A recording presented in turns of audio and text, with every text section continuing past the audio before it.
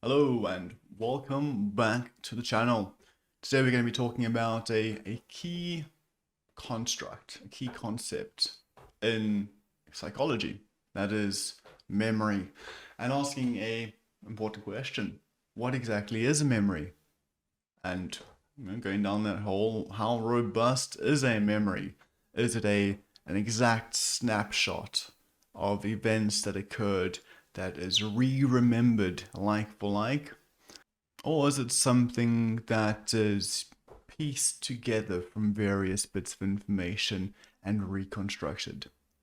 Research suggests it is the second option that is more likely to occur rather than the first. That is, memories are reconstructive rather than absolute recollections of events that occurred. And it's an important distinction between an exact recollection and a reconstruction because, like all construction work, memories that are reconstructed differ from the original, right? There's a plan, the blueprint, and what the eventual outcome of this, whatever construction occurs, is going to differ somewhat from this blueprint. It can be incomplete, it can be distorted, it can be influenced by current beliefs, emotions, and any new information that has arrived after the event has actually occurred.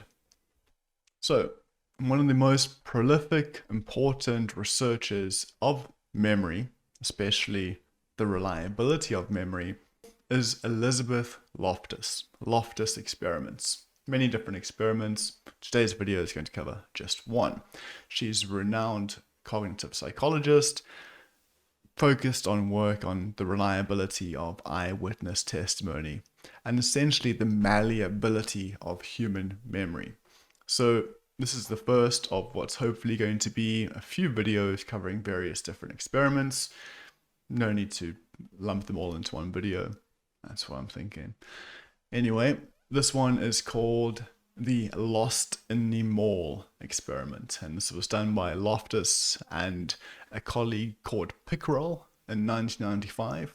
Nobody remembers the second author. It's a tip for any future academics there.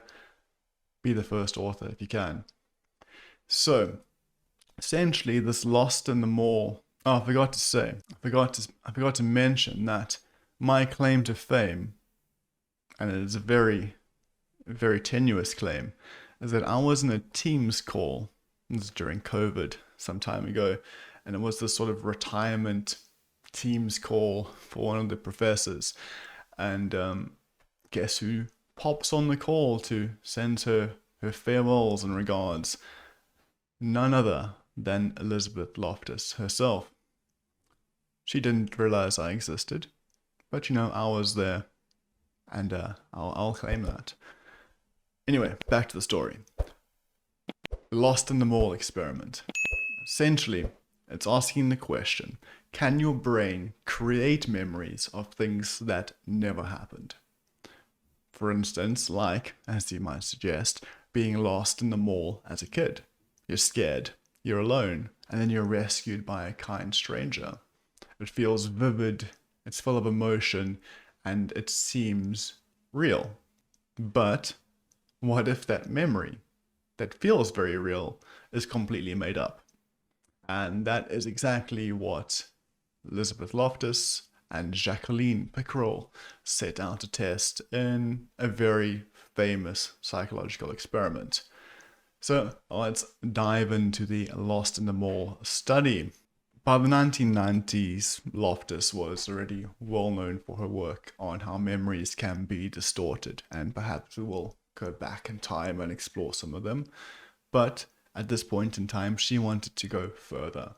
She wanted to look at whether somebody can be led to remember an event, an entire event that never happened. Not just a particular detail, like, oh, the car that drove past was red and not actually green. Not just a small detail, but the entire experience. As any good psychologist would do, they ran an experiment to test if this actually is possible. And here's how it worked. Various participants participated, as they do, and they received a short booklet which contained 4 stories from their childhood.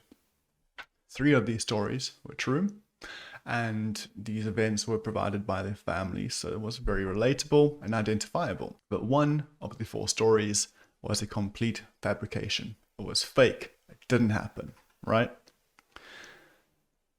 The false memory of the event that didn't happen is that when they were about 5 years old, they got lost in a shopping mall. The recurring theme here. The participant then read that they cried, and they were eventually helped out by a kind but elderly stranger. Participants were asked to read each of these stories and then write down everything that they remembered about the events. So remember, 3 were true and 1 was this fake story.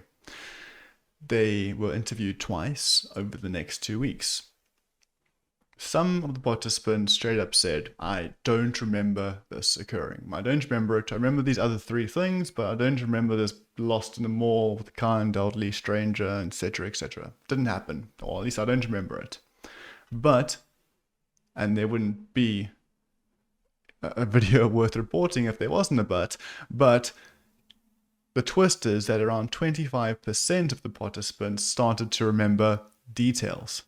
For instance, the layout of the mall, what the kind elderly person looked like, what they were wearing. It was huge. It was a big finding, and showed that under the right conditions, like suggestion and repetition, the brain can create detailed, emotional memories of things that didn't actually happen.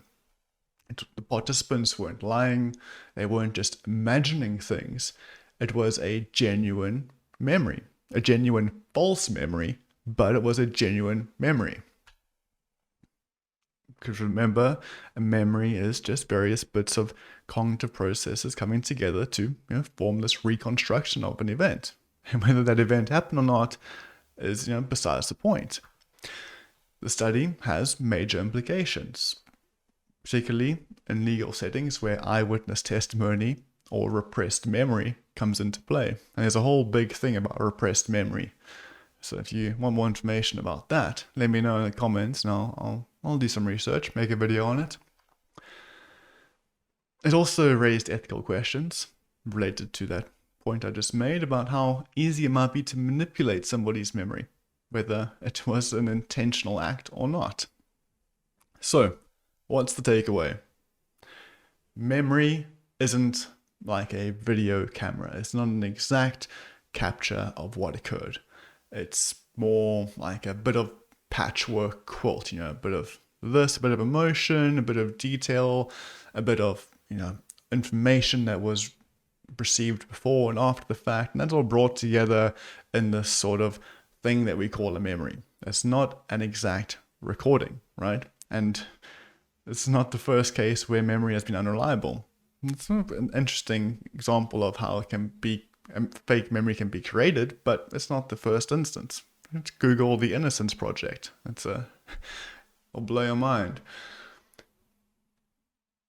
So essentially, the Lost in the Mall study proves that our memory is fragile, and it is flexible, it is malleable. That's it for this video. Thanks for watching. If you liked it, found it interesting, maybe even fascinating, drop a like, subscribe if you haven't.